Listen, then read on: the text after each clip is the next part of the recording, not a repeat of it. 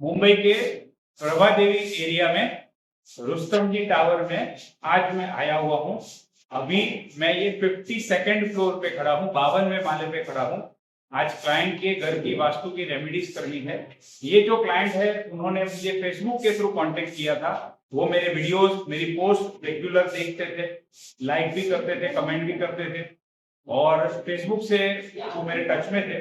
फिर जब ये उन्होंने नया घर लिया तो उन्होंने मुझे अप्रोच किया और उन्होंने मुझे ये कहा कि मुझे आपसे वास्तु करवाना है, लेकिन जब वास्तु की रेमेडीज का स्टेज आएगा तो मैं इंडिया में नहीं रहूंगी और मेरे हस्बैंड वास्तु में बिलीव करते नहीं।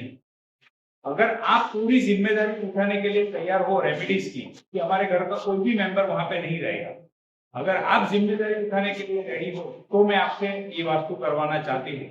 और मैंने मैडम को यस कहा और उसके बाद में ये पूरा वास्तु का प्रोसीजर हमारा शुरू हुआ। पहले उनको कंसल्टेशन करके मैं उनको ये समझाया कि कहाँ कहाँ पर आपके घर में वास्तु दोष है, मेजर वास्तु दोष है, जिसकी वजह से क्या प्रॉब्लम हो सकते हैं और उसकी क्या रेमेडीज करनी चाहिए। उनको मेरी बात अच्छी लगी, सही लगी, परफेक्ट लगी, एक्यूरेट लगी।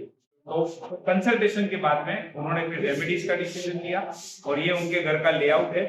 इसके ऊपर मैंने डिटेल वीडियो मेरे यूट्यूब चैनल के ऊपर अपलोड किया हुआ है।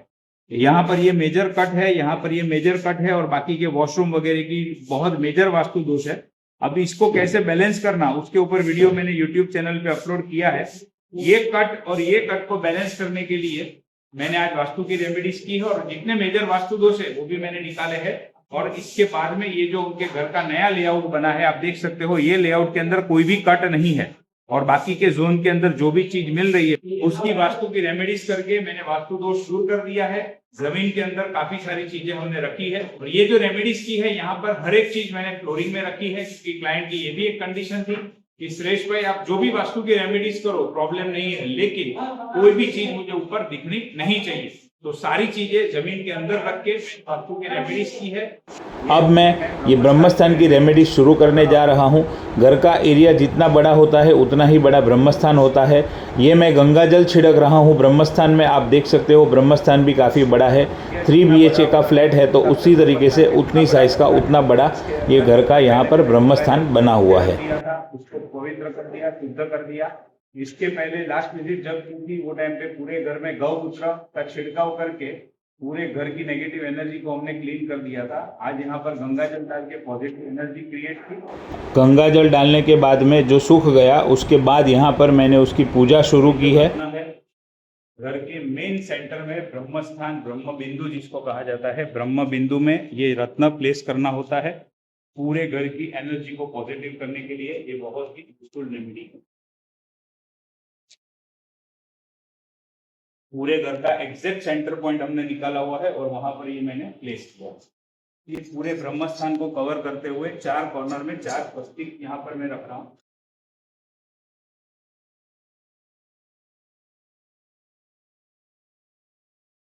ये लार्ज साइज वाला स्पेशली चार्ज किया हुआ, एनर्जाइज किया हुआ ब्रह्म यंत्र है, टॉप क्वालिटी का, बेस्ट क्वालिटी का, जो अब मैं ब्रह्मस्थान में रखूंगा।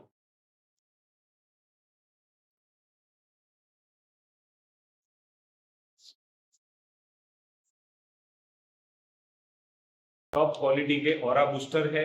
घर के अंदर वास्तु में ब्रह्मस्थान जो है वो पूरी ऊर्जा का केंद्र स्थान कहा जाता है। ब्रह्मस्थान अगर शुभ होता है वहां पर कोई भी मेजर वास्तु दोष नहीं होता है और इस तरीके से रेमेडीज करके उसको स्ट्रॉन्ग बनाया हुआ है, एक्टिवेट किया हुआ है, तो यहाँ से जनरेट होने वाली पॉजिटिव ऊर्जा पूरे घर में जाती है, पूरे घर की एनर्जी को स्ट्रॉन्ग बनाती है, पॉजिटिव बनाती है। और जो एनर्जी यहाँ से जनरेट होगी ये पूरी विधि करने के बाद उसको बूस्ट करने के लिए, उसको एनहांस करने के लिए ये इस तरीके से ऑरा बूस्टर का यूज किया जाता है।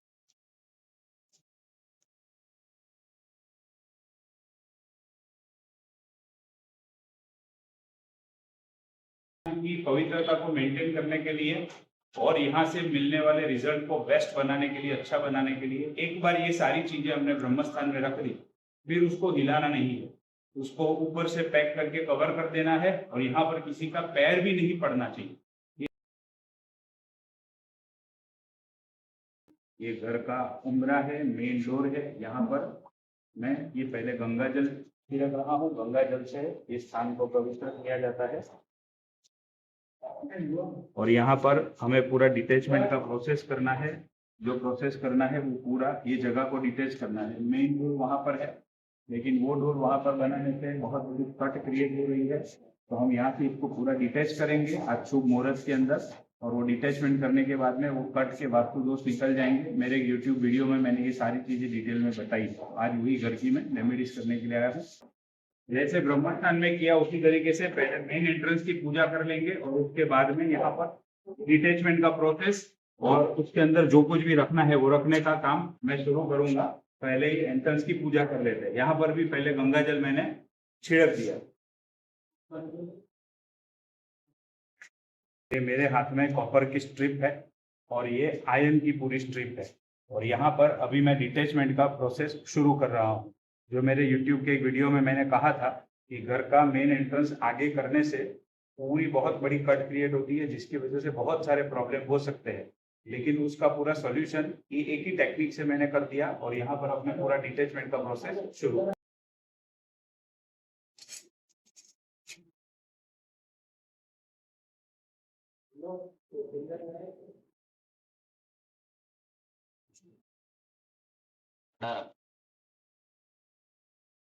ज्यादा हिलाऊं मत तुझे।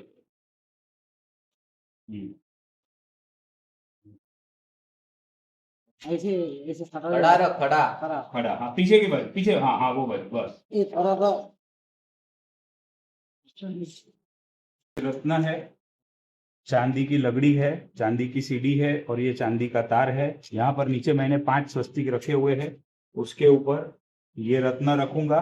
उसके बाद में यहाँ पर ये डोर की एनर्जी बूस्टर है, वो सारी चीज रख के यहाँ पर इसको पैक करेंगे। और ये एंट्रेंस को भी हम एकदम ऑस्पिशियस बना देंगे। अभी जो नेगेटिव एंट्रेंस है वो बहुत ही पॉजिटिव एंट्रेंस हो जाए।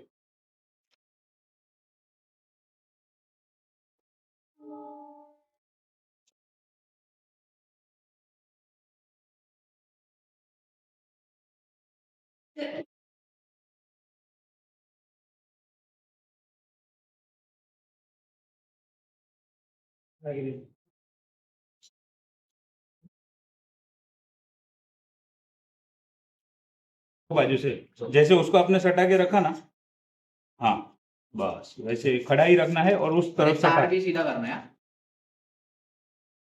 इसको पहले हटाना, नहीं, बीच में आ रहा है, तार को किधर रखना है? रखना तो तुरंत भाई दबा के देखो। आप जाम करते समय दबाओ उसको।